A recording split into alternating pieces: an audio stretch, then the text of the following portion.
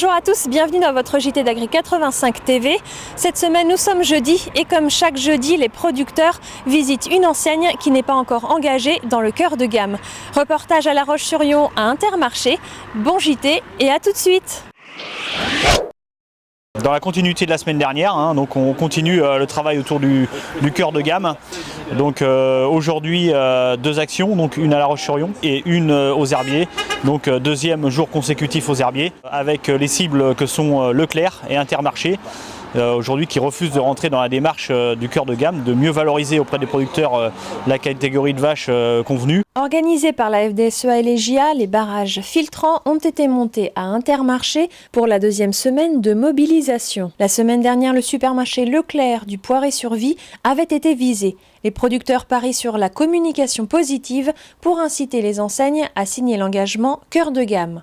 On sait très bien que ça sera par la pression du terrain, par la pression des éleveurs sur ces notions du cœur de gamme que les enseignes vont évoluer. On sait très bien que les discussions à Paris sont très importantes, mais c'est par la pression du terrain, et on a tout le temps pensé que ce serait ça, cette pression du terrain qui fera que les enseignes, par l'intermédiaire des directeurs de sites, vont évoluer. Donc là, on est chez Intermarché à La Roche-sur-Yon parce que Intermarché est dans la même logique que les deux autres groupes qui sont à l'heure actuelle d'accord dans l'idée, mais pas d'accord pour mettre le prix. Voilà, évidemment, avoir de la viande de qualité à pas trop cher, ça leur va très bien. Par contre, mettre un vrai prix pour rémunérer les coûts de production du producteur, là, ça les gêne davantage. Donc, Carrefour, Leclerc, Intermarché, on va continuer. On va continuer aussi à faire de la pub indirectement pour les magasins U, parce que eux, au moins, ils ont signé engagement, parce qu'on sait que ça marche. C'est des vraies retombées auprès des éleveurs vendéens pour ceux qui ont eu de la chance d'avoir des animaux qui sont passés. Donc voilà, on ne va pas continuer. Le seul truc qu'il faut qu'on ait, c'est toutes nos vaches ou toutes les vaches qui peuvent correspondre à un cœur de gamme, soient payées à ce prix-là. C'est comme ça qu'on pourra donner des solutions à la viande bovine vendéenne. Le temps d'une matinée, les éleveurs ont cherché à sensibiliser directement les consommateurs. Si on cherche le contact direct avec le consommateur, c'est tout simplement pour lui ouvrir les yeux et lui expliquer pourquoi est-ce qu'on est encore là ce matin, présent devant Intermarché, pourquoi est-ce qu'on était là la semaine dernière devant le Leclerc, pour avoir un dialogue et leur montrer que voilà, on n'est pas là pour rien, et leur expliquer la démarche du cœur de gamme que l'on défend depuis des semaines et des semaines et des mois d'ailleurs. Les producteurs de viande bovine l'ont annoncé, ils vont renouveler l'opération du jeudi. D'autres filières se mobilisent également dans un contexte économique très tendu pour le lait. On arrive à un moment assez stratégique dans les exploitations parce qu'il va falloir aussi se projeter pour pouvoir financer les semences à l'automne. Donc on pense que ça va être compliqué, c'est compliqué en viande, c'est compliqué en lait, puisque la semaine prochaine aussi on va entreprendre des actions sur la question du lait et la valorisation auprès des producteurs. Donc oui, la rentrée va être dure. À moins d'un mois de l'ouverture des terres de gym, les premiers chapiteaux sortent de terre. Environnement, plomberie, électricité, la commission aménagement est sur tous les fronts pour bien accueillir le public.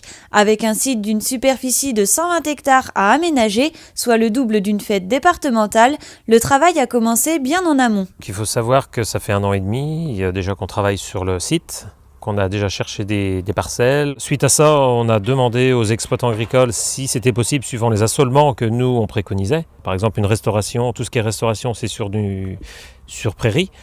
Ce qui est labour, ça va être sur prairie et sur céréales.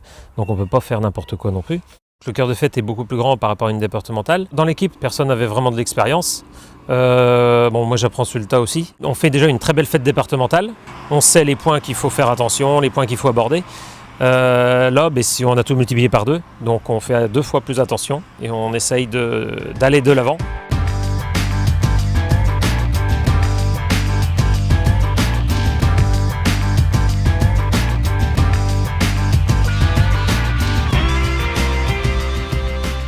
En parallèle, les actions de communication se poursuivent.